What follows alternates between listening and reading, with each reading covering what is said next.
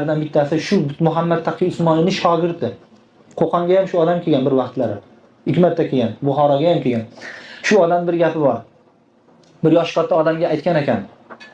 Afsus deydi. Sani deydi, tishlaring deydi. Allohning ne'matini 70 yildan beri yurib to'kilib ketdi deydi.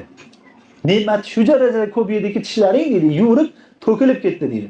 Shu ne'matni yeb tishlaring to'kilib ketayotgan vaqtida eng yaqin guvoh kim bo'lgan bilasanmi deydi.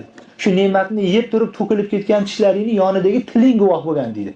Eng yaqin guvoh sani tiling deydi. Afsuski deydi, sani shu ne'matlarni yegan tishlaring to'kilib ketdi deydi. Ammo bu ne'matlarni yeganda to'kilib ketgan tishlarini ko'rgan tiling deydi, bismillah deyishga yaramadi deydi. Allohni zikr qilishga yaramadi deydi. Xullas hammamiz ham Parvardigor olamni zikridan g'ofil bo'lmasligimiz kerak. O'zimizni yaratgan Xudomizni taniydigan bo'lishimiz kerak. Parvardigor